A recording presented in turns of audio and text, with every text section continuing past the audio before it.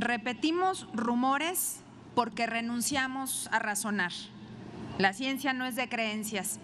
Así lo ha dicho la doctora Ruth Pedraza, y ella, como otros científicos, han determinado que no hay estudios concluyentes que permitan saber que haya algún tipo de daño por el consumo tanto animal y humano del maíz transgénico. De esta manera iniciamos a nombre del grupo parlamentario del PAN esta intervención para presentar un dictamen, para hablar sobre un dictamen que ha sido presentado por la Comisión de Puntos Constitucionales, en el que hay una coincidencia unánime. La identidad de las y los mexicanos debe ser preservada.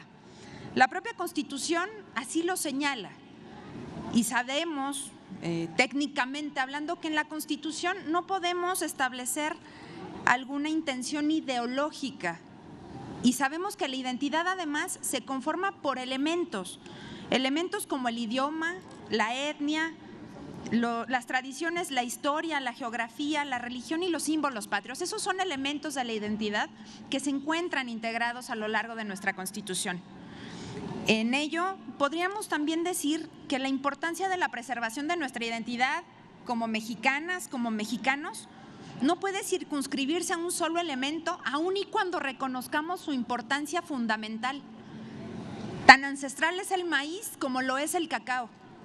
Y los mismos argumentos que se vierten aquí para cuidar y preservar este elemento importante de nuestra vida nacional, lo son otros granos elementales estratégicos que la propia SADER, la Secretaría de Agricultura, ha establecido y señalado y dado obviamente el seguimiento para poder determinar las suficiencias, las necesidades, las carencias y las áreas de oportunidad. Por ello es importante, más allá de establecer un elemento específico, aislado, sobre la identidad nacional, hablar en términos generales de qué es lo que representa para nosotros el ser mexicanos, y que, como ha dicho antes mi compañero Agustín, podamos a través de la legislación reglamentaria establecer cuáles son esas normas que nos van a permitir avanzar en el desarrollo de cualquier cuestión que tengamos que estar atendiendo. En este caso específico, cuando hablamos de algo tan importante como la alimentación de las familias mexicanas. Pero entonces esto nos lleva a otras reflexiones que no se resuelven con un decreto constitucional, no se resuelven con una reforma a la Constitución política de nuestro país.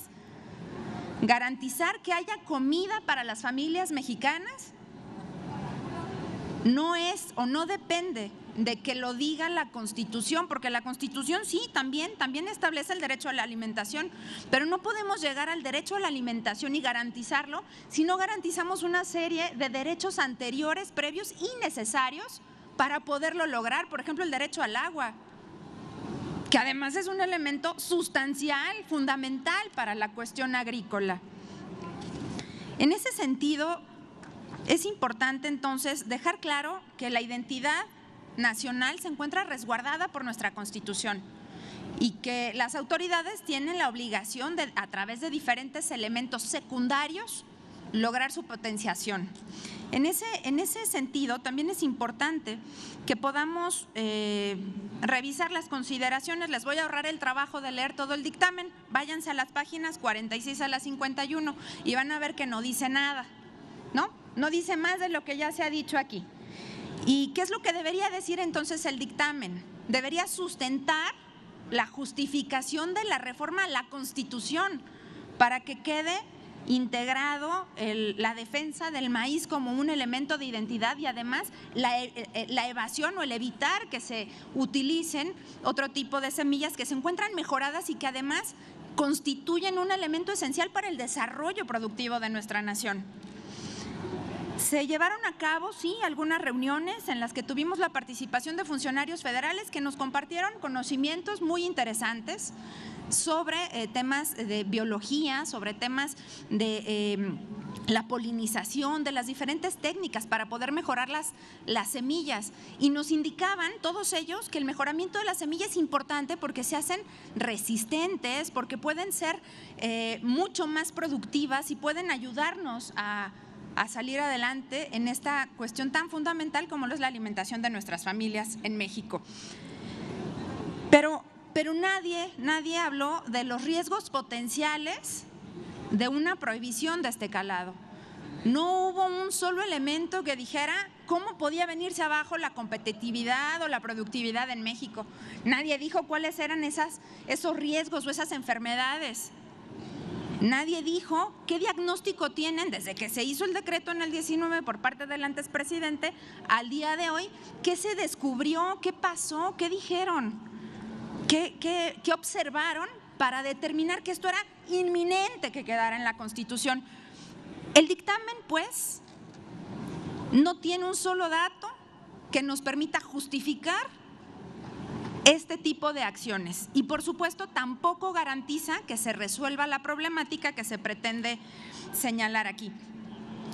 Los datos de la Secretaría de Agricultura y del INEGI son muy interesantes, los invito a que le den un vistazo porque indican que en México hay 32 millones de hectáreas con vocación agropecuaria. Es una gran riqueza. Bueno, pues ese es el objetivo, atender esas 32 millones de hectáreas de vocación agropecuaria por parte del gobierno para que podamos salir adelante y entonces sí garantizar la soberanía alimentaria de nuestro país. Sin embargo, antes de que alguien tenga la duda, el Plan México sí tiene, por supuesto, una clara intención de poder apoyar algo del campo, ¿verdad? Habla de que se van a apoyar a lo largo de estos próximos 5 años y medio, ¿no? 200,000 hectáreas. Y dijimos que eran ¿cuántas? 32 millones, si es que alguien está poniendo atención y le interesa saber lo que realmente pasa en este país. Y que se iban a apoyar a 225,000 productores cuando hay 4.6 millones de unidades agropecuarias productivas del campo que están abandonadas a su suerte y que dependen de 1000 cosas como el cambio climático, la sequía, que llueva, que haya un apoyo. Hay que invertir mucho dinero en las familias del campo porque de ellas comen las familias mexicanas. Hay que invertir en innovación, en investigación, en tecnología y darle además a los científicos que están estudiando cada día para darnos mejores elementos de subsistencia, darles el crédito de que ese conocimiento que están creando y que comparte además quien lidera el país el día de hoy, quienes tienen este conocimiento, lo crean, lo comparten, debe ser con efectos prácticos para salir adelante como nación.